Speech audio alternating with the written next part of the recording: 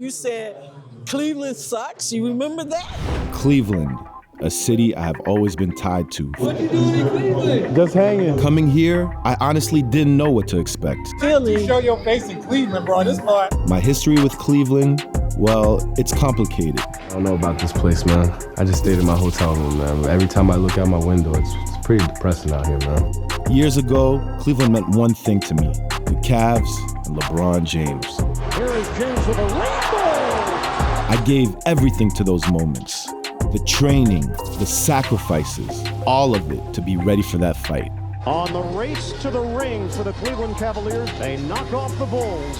And when you lose a fight like that, sometimes the words that come out of your mouth aren't exactly your finest. You like it? You think Cleveland's cool? I mean, I never heard anybody say I'm going to Cleveland on vacation. What's so good about Cleveland? Yeah, I said that.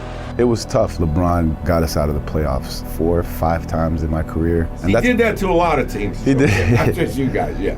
I've grown since then. Since my retirement, I no longer live to compete like I once did. I sleep better at night, a lot better. Have I grown enough to see Cleveland differently? Go! Go! Go! What happens when you come back to face a version of yourself that people hate? Cleveland, I'm sorry. It's time to confront my darkest demons. We had great battles in the past. Congratulations, champ. Thank you.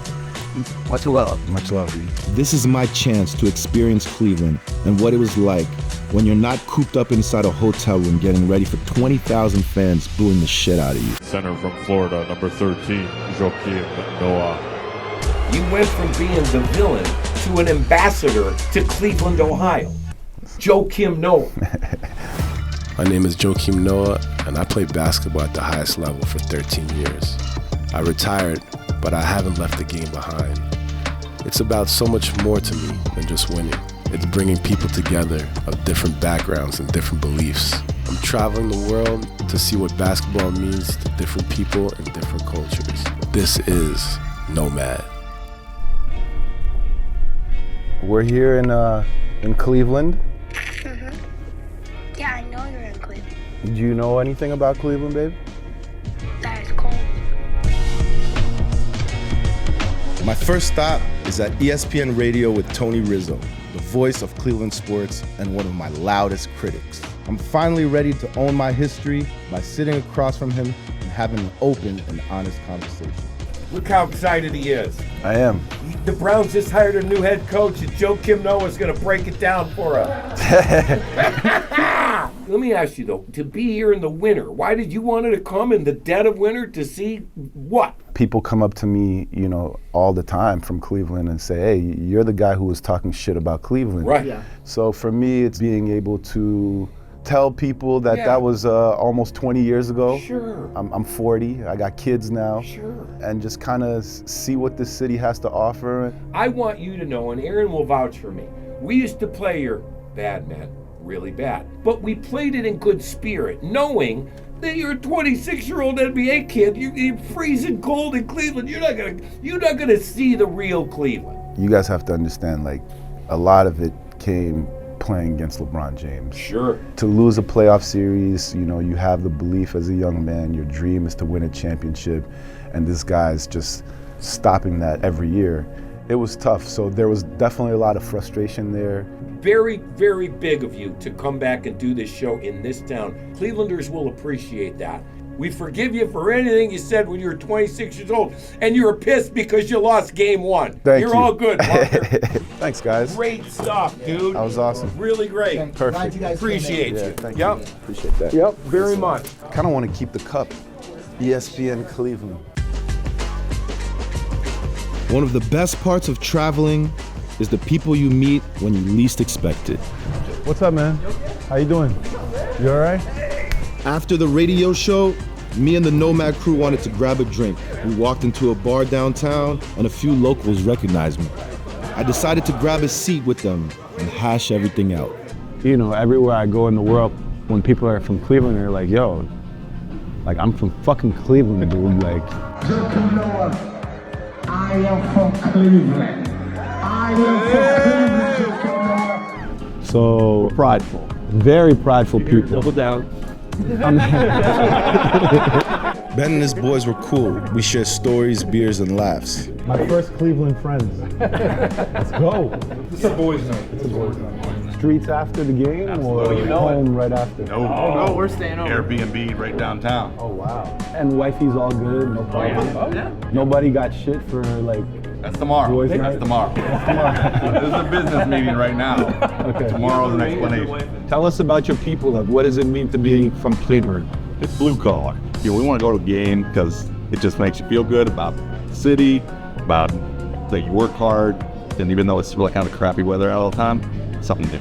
I don't think people from Cleveland are naive to the whole stigma of Cleveland either. You know, like we hear the whole mistake on the lake thing, you know, we get it. And I think that's why when you hear someone else say something negative, it's like, hey, we can say that, but you can't say that. Yeah. By the end, we had buried the hatchet, and I left with their personal list of must-see Cleveland spots, as well as an invite to the Cavs-Lakers game. My first Cleveland friends. Hopefully I see you guys for the after party. We're looking to you for that. No cameras. No. We ain't excited enough for that. I wanted to grab a quick bite before the game, so I stopped at the classic Slimans per the recommendation of my new Cleveland friends. How you doing, sir? How are you? Good to see you, sir. Hear a lot of great things. Slimans claims to make the country's best corned beef and is a pride of the city. Freddie. Respect, man. A lot of respect for you too, pal. It's a pleasure. Yeah, thanks for having me. Do you mind sitting with me for a minute? I'd love to. Okay, tell me a little bit about your establishment. My family came from Lebanon in the 60s, and my uncle, he had a little bit of background in the sandwich industry, so he's like, if I buy a restaurant, at least we can eat.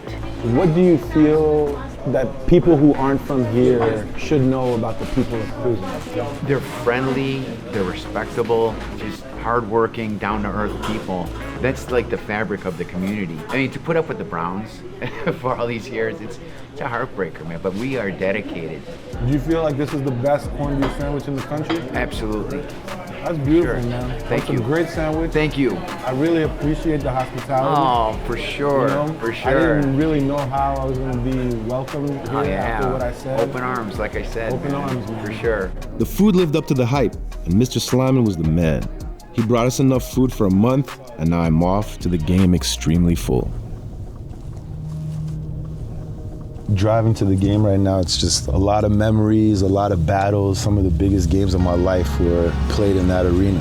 For the Bulls, Joakim Noah will continue to hear the boos from this crowd. Every time you play LeBron James, it's the biggest game of the year. And we got to play him in the biggest games. And unfortunately, it didn't go as well as we wanted. The Cleveland Cavaliers, they wrap up the series in 5 games over the Chicago Bulls. Look, I don't have skin in the game. I'm not worried about Igalskis. I'm not worried about Verja. I'm not worried about Shaq. You know what it feels like going to an arena and you're the guy who has to guard Shaq? O'Neal blocked from behind. Noah with his second block already. His nickname is Daddy. That was the least of my worries. You ever heard of a guy called LeBron James? Imagine they get the defensive rebound. They outlet it to him. Now he got a couple dribbles to run at you full speed. That's a train coming at you. And your mom is watching. The world is watching. Shit. Not much you can do in transition. Just pay your toll and get ready for the ride. I hated this guy. I hated his haircut. I hated the way he looked. I hated the way he talked. I hated everything about him. His interviews made me cringe. It's a great team, man. They play hard, and we're happy we're able to just move on. I ain't like nothing about him. Spin move. James throws it down with gusto. And then James and Noah exchange words. These two have had a history.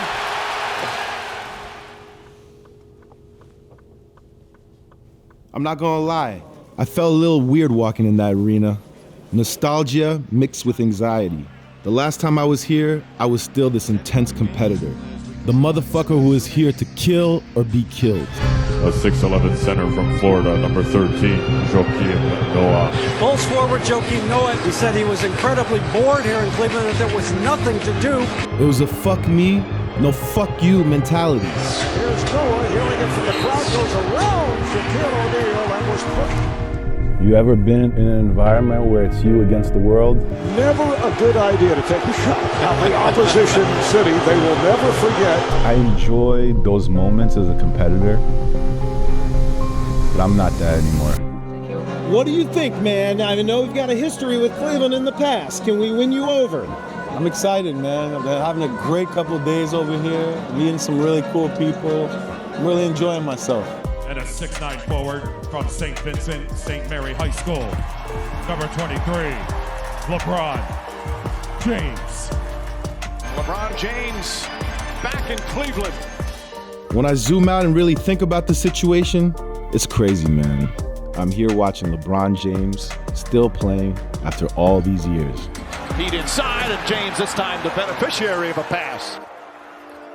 And specifically, LeBron playing alongside his son against his hometown Cavs. This is pretty special. Crowd's gonna love it. And I know no one was expecting to see me pull up here, but that's what this NOMAD journey is all about. A few years ago, I probably would not have been able to step outside of my comfort zone like this. But here I am, taking it all in through the fans' perspectives. Shout out to the Cavs for the hospitality, man, for welcoming me, an old villain, into their home. You got it, Killer. Good to see you, man. See, everybody's nice here. It's crazy. After the game, I had to inquire about one of the most special people that always showed me love throughout my career when I was in Cleveland.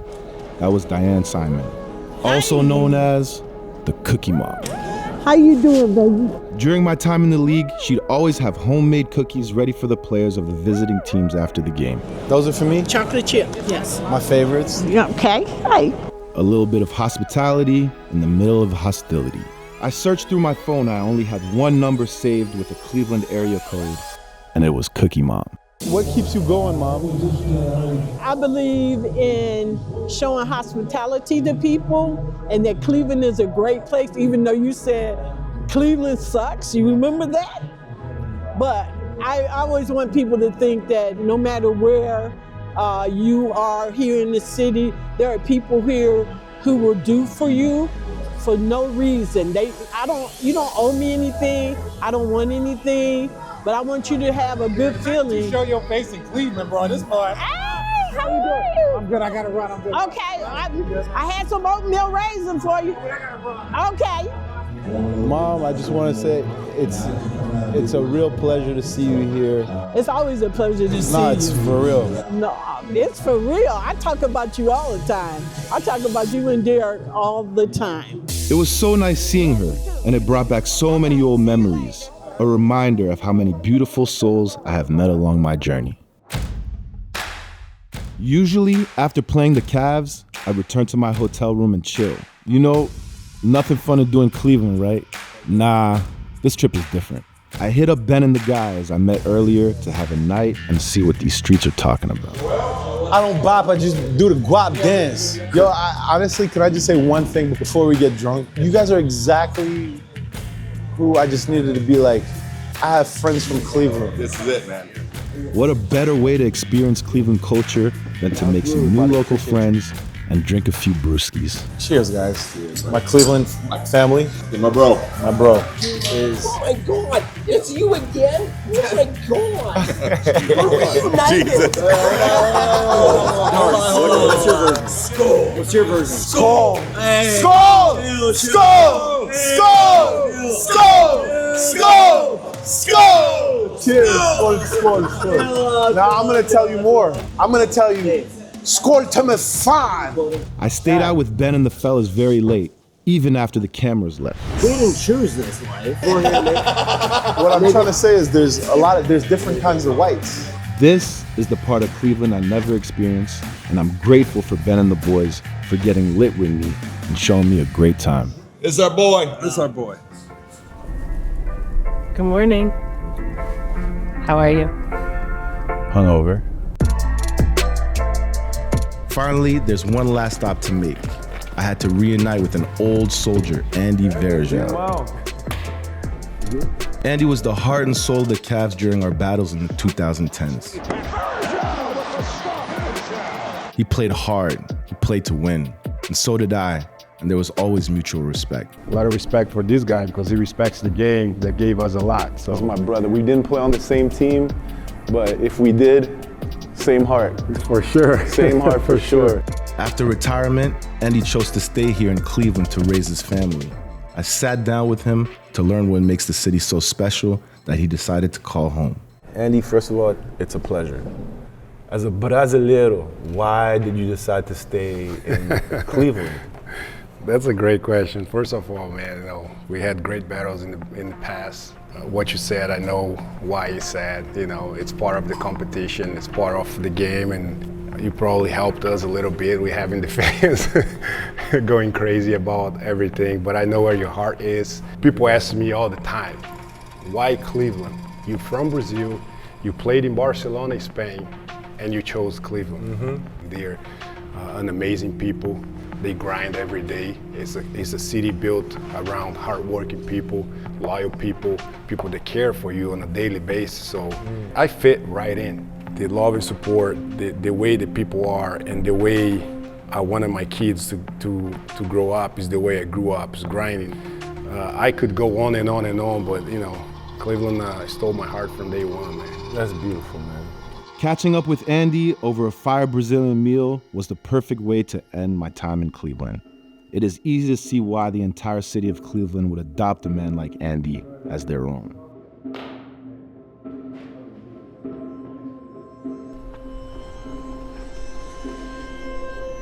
Coming back to this city with an open mind, I learned a lot about myself and about connecting with people. There's a lot of layers for me coming to Cleveland, letting go of a lot of competitive spirit that happened here. 2016 NBA champs. There was a time where I couldn't even say that comfortably. Like, it'd be like, damn, I can't even look at that. Now it's okay. Congratulations, champ. Thank you. It's been a long time coming. It's been a long time coming? My brother used to always say, teams from Cleveland always break your heart. Yeah, that was the vibe. Yeah. So when you got it, it felt good. It felt good. Much love. Much love. Much love, B. Cleveland is a city built on loyalty and grit. A place where resilience isn't something people talk about. It's something they live. I mean, I never heard anybody say, I'm going to Cleveland on vacation. Those were the bitter words of someone who had just lost a hard-fought battle. Do I regret it? Honestly, no. I'm not someone who spends a lot of time living with regrets. I know where those words came from, and they're part of my story. Would I say those same words today?